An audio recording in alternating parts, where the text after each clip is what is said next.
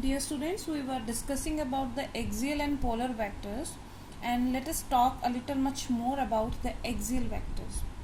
As I have told you that axial vectors are associated with the rotational effect, and its direction is always, since this is a vector, so its direction is always acting along the axis of that rotatory body, right?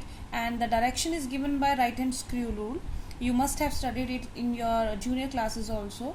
When a body is rotating in a circular path in anti-clockwise direction, right?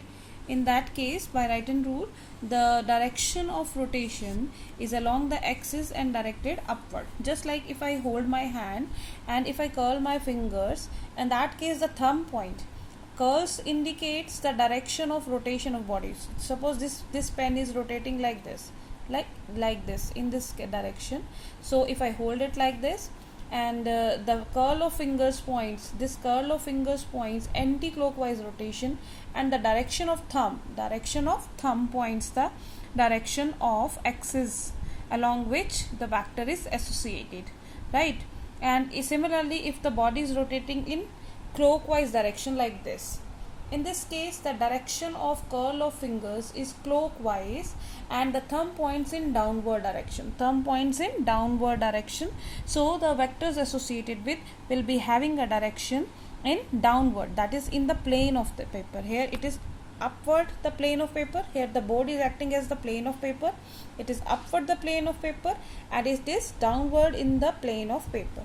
Let me draw this again, that if the body is rotating in a direction clockwise, then the direction of vector associated with along the axial line will be inward, that is downward, right? So here we have discussed the direction also. Now let us discuss about the importance of vector. Now what is that?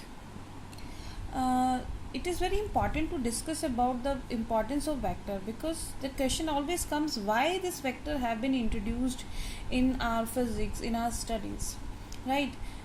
It basically does the three basic points, three basic works, which is, first, it simplifies many laws of physics,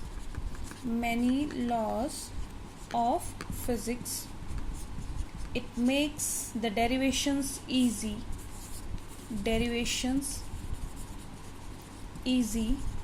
and third, if we are dealing with the vectors, then whatever the results come, it is invariant in translational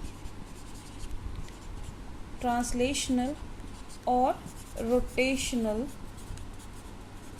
of the system associated with the physical quantity. Okay. Now for example, how this simplify the vector laws or derivations, it makes it easy. For example, when suppose we say that a body is moving in this direction and the total distance traveled, let it move from A to B and then B to C. So total distance we can easily calculate by adding them, right? And if I say, if a body is moving from A to B and then it return back to the midpoint C, we can easily find out by subtracting it, right? That in this case the same algebraic law of addition, vector addition or subtraction can be used. But what about when the body is, when the vector application is at some angle? For example, if I said that if a body is moving along this direction and another is in this direction, now what about, how will you calculate? Let this is 5 meter and this is suppose 4 meter, right? In this case the displacement to be calculated, which is the shortest distance, you can't simplify it by saying that 5 plus 4 is 9, that is that the total displacement traveled by it is 9, but actually it has been traveled by using the formula 5 square plus 4 square rule, right?